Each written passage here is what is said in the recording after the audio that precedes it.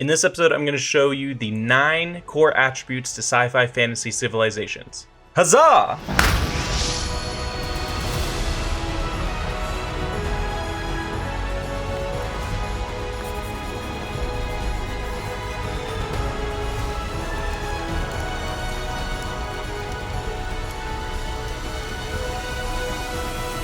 Hello everyone, my name is Aiden and this is AuthorQuest. Thank you so much for joining me as we talk about 9 core attributes to sci-fi fantasy civilizations. In the popular role-playing game Dungeons & Dragons, every character, creature, and NPC has stats that affect every role and outcome in the game. These stats are called core attributes. Core attributes in D&D are 6 variables, each one corresponding to the primary natural abilities: strength, dexterity, constitution, wisdom, intelligence, and charisma. The score of these attributes determines a character or creature's competency, or lack thereof, in these areas. This is a great tool to use in storytelling and in character creation, not so much as hard and fast rules, but as guidelines. While there are only 6 core attributes of a character, there are a similar 9 core attributes of a civilization, which I will be sharing with you today. So without any further ado, let's do this. Number 1, transportation. Transportation is the core advancement that pertains to the ability to travel over various terrain, how fast you can travel, and the scale of things that can travel. Number 2, communication.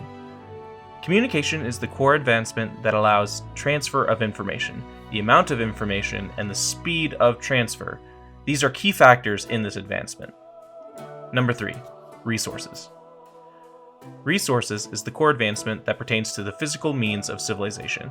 How efficiently can a civilization harness, store, and use their resources? Number 4, power per instance. Power per instance is the advancement that shows the strength of a civilization.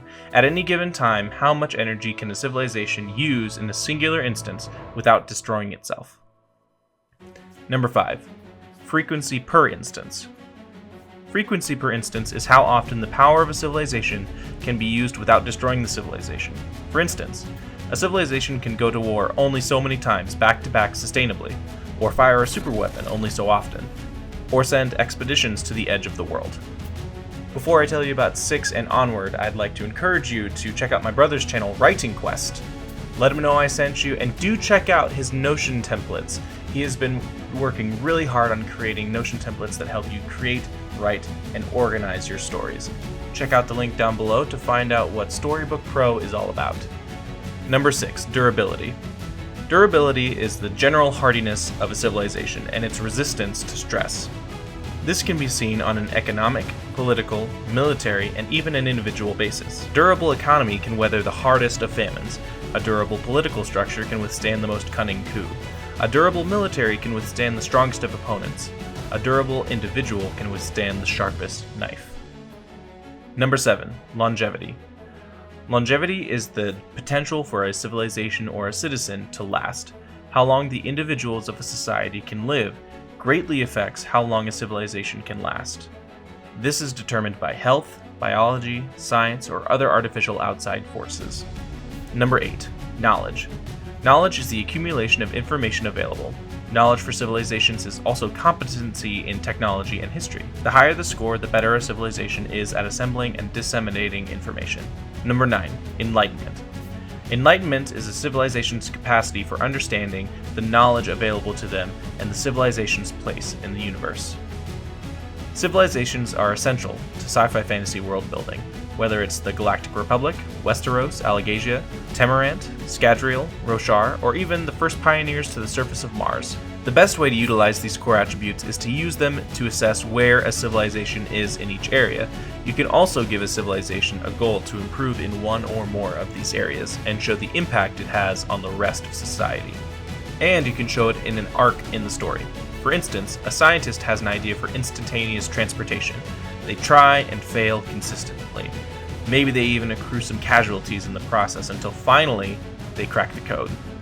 Then they finally move people and resources faster than ever before, just the leg up they needed to stop the oncoming alien invasion.